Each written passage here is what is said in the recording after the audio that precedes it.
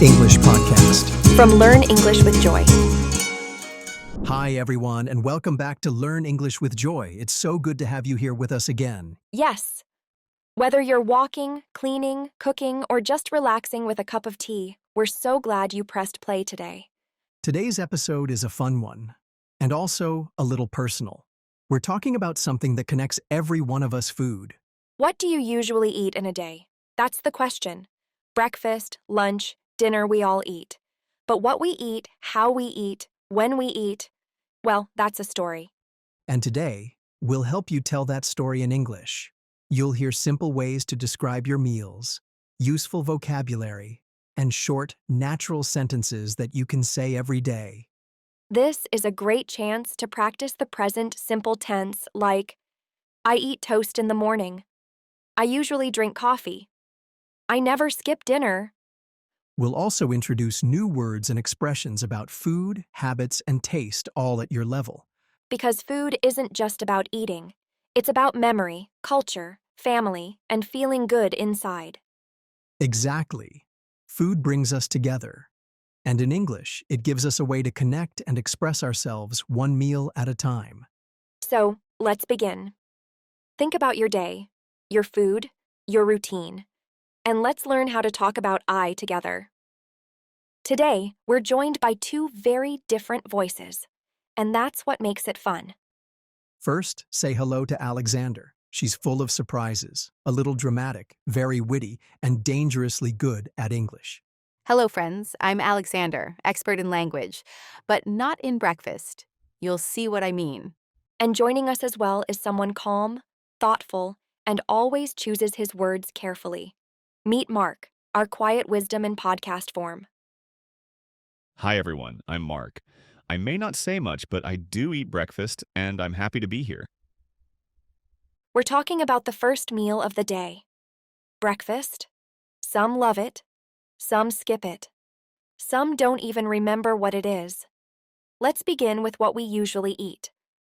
Mark, would you like to go first? Sure. I usually wake up around 6:30. After a short walk, I make breakfast, always something warm. Most days I eat toast with eggs. Sometimes I add a few slices of fruit like banana or apple. And I always drink a cup of black coffee. 1 cup, no sugar, no milk. Wow, that's so peaceful and grown up. It helps me feel steady. I believe how you start your morning affects your whole day. That's lovely, Mark. I think I'm somewhere in between. Most mornings, I eat oatmeal. I slice a banana on top. Sometimes I add honey or berries. It's soft, filling, and warm. Then I make a small latte with oat milk. I sit by the window, sip slowly, and let the day begin. You both sound like your kitchens are in a quiet cabin in the mountains. Me? I never eat breakfast, just iced coffee and chaos. You really skip it every day. Every day, I roll out of bed at the last second, grab an iced coffee on the way out, and hope for the best. If I'm lucky, maybe cold pizza from last night. Alexander, cold pizza isn't breakfast. It is if you believe in it hard enough. Interesting. We all start the day differently, but I think consistency helps. That's true. But it's also about habit, culture, even personality. Some people eat rice and soup in the morning, some eat toast, some drink only tea, and some, like Alexander, eat nothing at all. Just dreams and caffeine. So, listener, what about you? What do you usually eat for breakfast? Try saying it out loud. I usually eat toast and eggs. I sometimes drink juice. I never eat breakfast. Say it with feeling. Breakfast or not, own it. And if you can, write it down. Use the present simple. Keep it simple and true. Breakfast may be small, but it says a lot about your day. And about your style.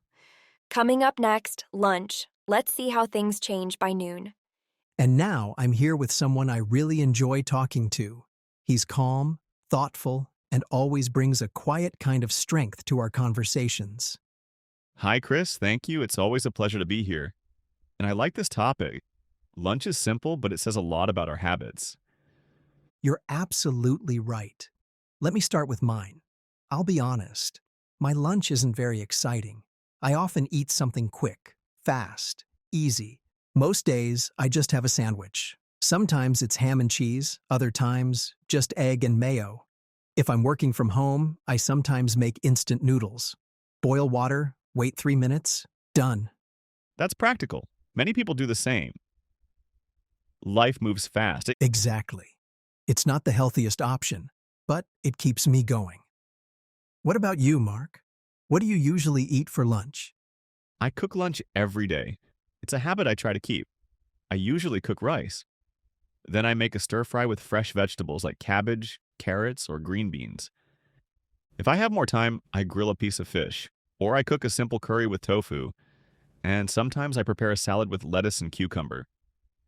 Nothing too fancy, but it feels good. That sounds peaceful and very balanced. I think cooking is a way to slow down. When I'm cooking, I focus, I don't rush. That's something I really admire. For me, lunch is about getting energy fast. For you, it's about quality. Both are valid. Some days I also eat out or grab something quick, but I try to keep my meals simple and homemade when I can. You've inspired me. I think I'll cook tomorrow. Maybe rice and a stir fry. You said soy sauce and garlic, right? Yes, that's all you need.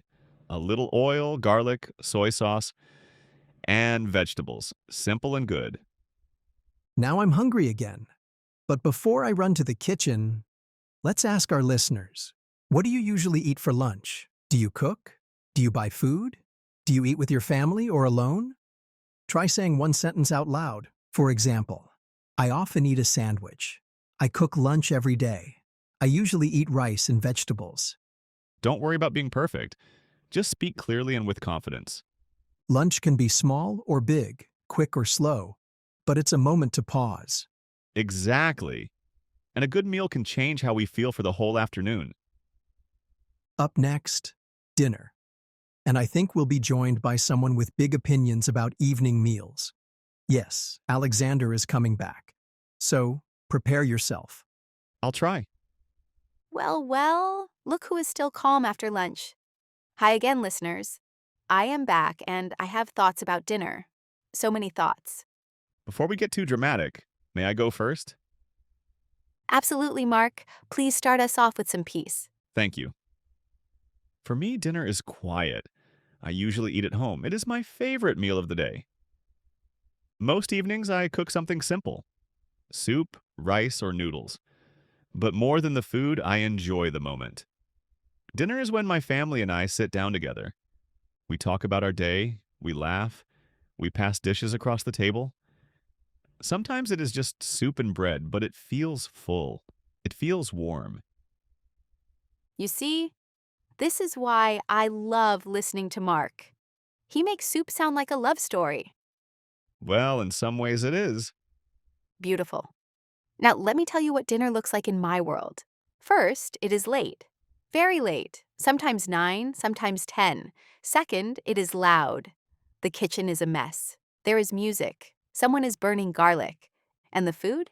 It is different every night. One day, it is pasta with too much cheese. The next, Thai noodles with chili sauce that makes me cry. There's always something sweet at the end. Dessert is not a maybe. It is a must. That sounds intense. It is, but it is also fun. Dinner for me is freedom. No rules, no routine, just flavor and feeling. Do you eat with others or alone?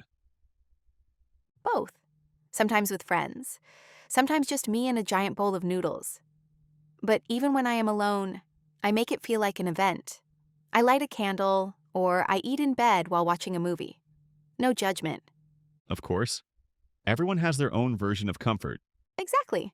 So, to sum up, I have dinner at a table with quiet conversation and soup. And you dance through the kitchen with pasta and dessert at 10 o'clock. Yes, that is it. And you know what? Both are beautiful. Dinner does not have to look one way. It just has to make you feel home. Well said. So, listener, what about you? Do you eat dinner early or late? Do you eat with family or alone? Do you keep it simple or make it special? Try saying 1 or 2 sentences now. Use the present simple. For example, I usually eat dinner with my family. We eat soup and rice together. I sometimes eat pasta and watch a movie. Whatever your routine is, own it. Dinner is your time. It is not just food, it is connection. And maybe cake. Yes, cake helps.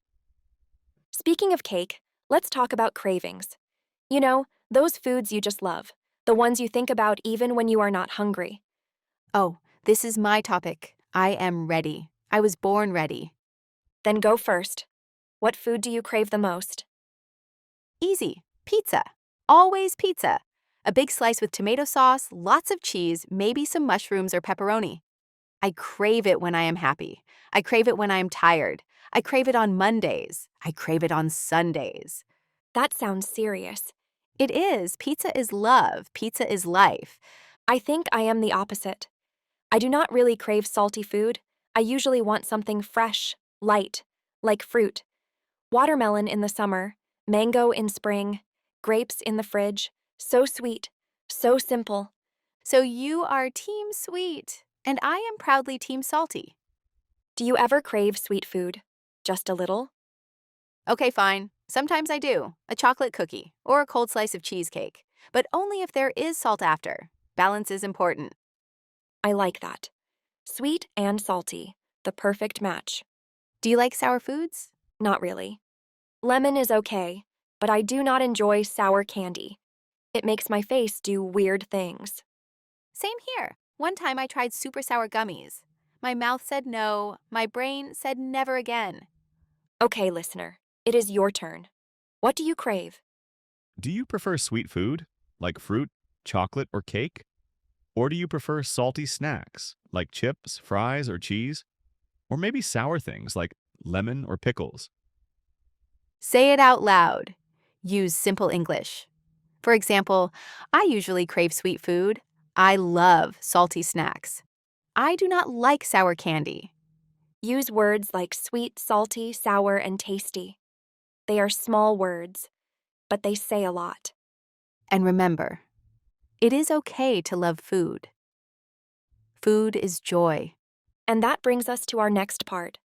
Foods we do not like. Yes, even food lovers have limits. Get ready. I am ready, and I will start with something that people either love or absolutely hate. Blue cheese. I tried it once on a date. We were at this fancy restaurant. They brought out a special salad with blue cheese on top. I smiled. I said thank you. But inside, I was in pain. The smell, the taste, the way it felt in my mouth. No, thank you. You stayed polite? Barely. I took one bite and said, very kindly, "That's interesting," which in my language means, "Please take this away forever." I understand. For me, the problem is spicy food. I do not mind a little heat. I like mild curry or pepper. But when it is too spicy, I cannot enjoy anything. So you are not the chili challenge type? No way. I once ate a dish with red chili oil. My lips went numb. My eyes watered. It was not fun. It was survival. Sounds dramatic, but I get it. Some people love spicy food. Others just suffer. Exactly. Everyone has different tastes. Some people dislike certain textures too. Mushrooms, for example, have a soft and squishy feel. Some people call that a weird texture. Yes, I have a friend who cannot eat bananas, not because of the taste, but because of how they feel. That is real. Food is not just flavor, it is also smell, look, and texture. So listener, what food do you not like? Try to say it now. For example, I do not like blue cheese. I cannot eat spicy food. Mushrooms have a weird texture. And remember, it is okay to say no politely. You can say, I am sorry, I do not eat that. No, thank you, it is not for me. I am a little picky with food. Yes. Picky eater is a friendly way to say that you are careful about what you eat. And that is totally fine. You know your own taste. Exactly. The key is to be kind and honest. Food brings people together, but it is also okay to say, no thank you. Coming up next, we will talk about how people eat in different countries. From chopsticks to fingers, street food to home cooking. Let's travel the world through food. I love this topic. Food is so personal, but also so cultural. Let me tell you something I noticed when I visited Spain. People there eat dinner very late. Really late. 9 p.m. is normal. 10 p.m. is not surprising at all. Yes, I remember walking into a restaurant at 6 p.m. The staff looked surprised. It was completely empty. Dinner in Spain feels like a big moment. Families come together, they take their time, they talk and laugh. It is not just food, it is connection. I love that.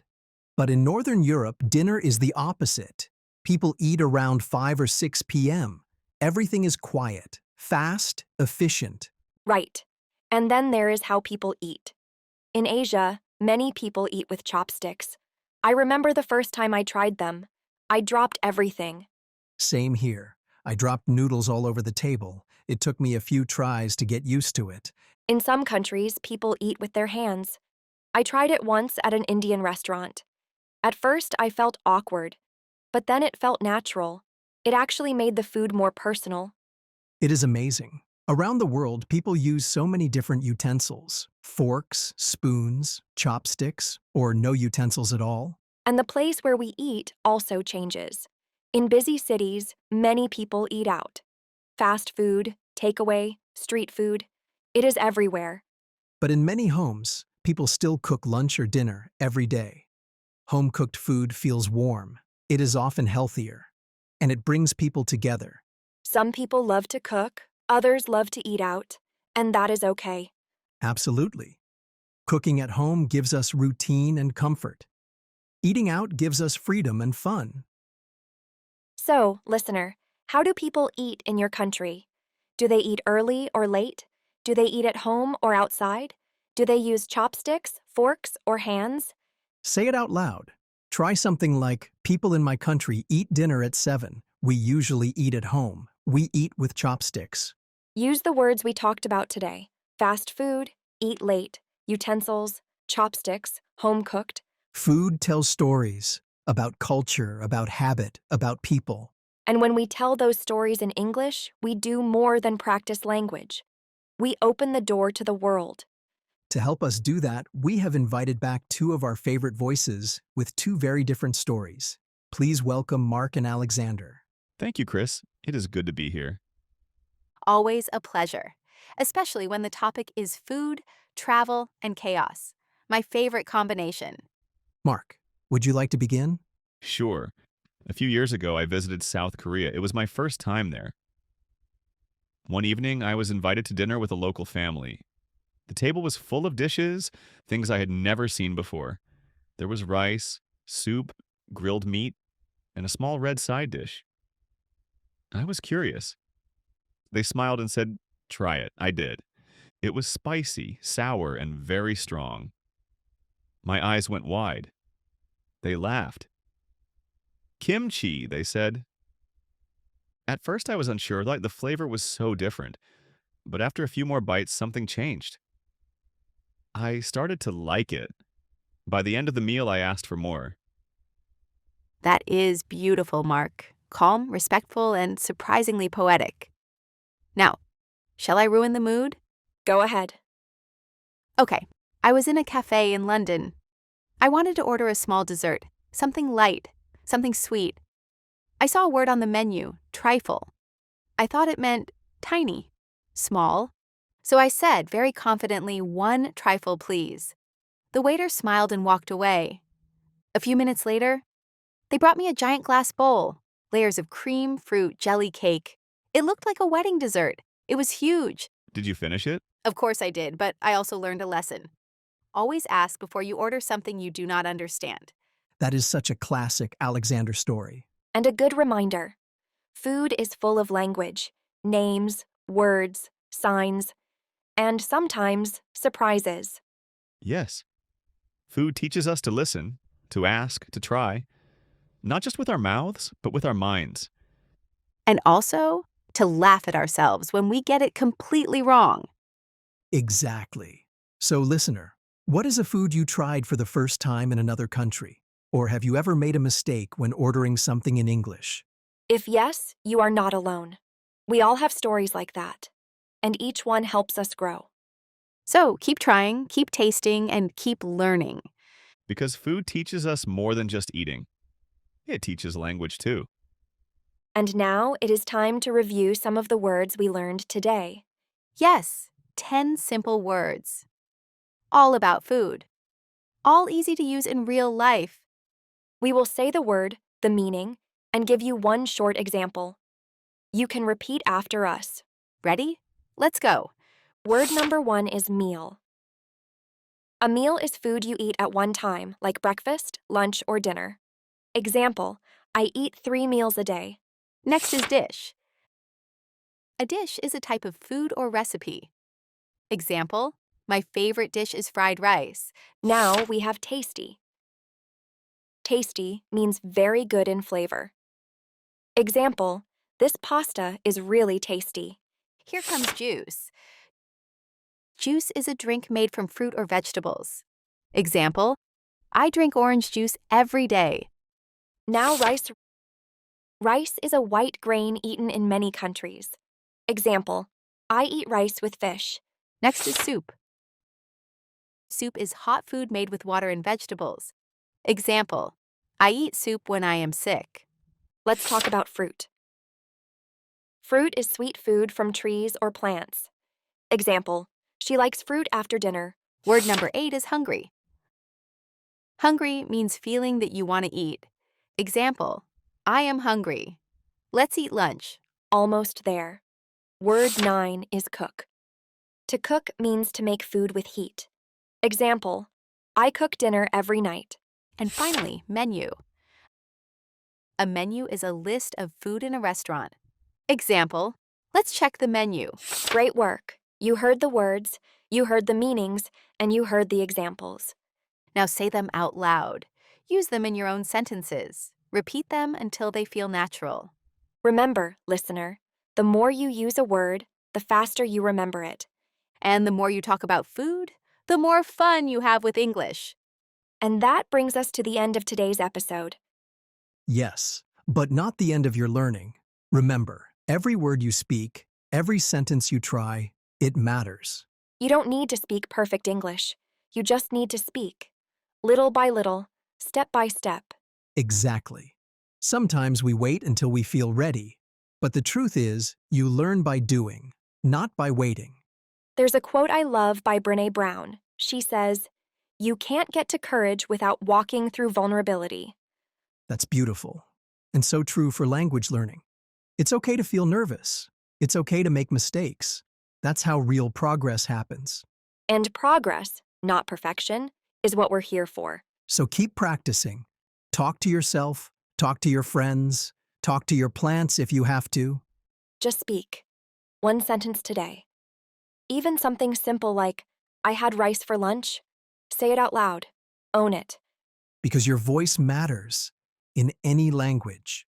We're proud of you, truly.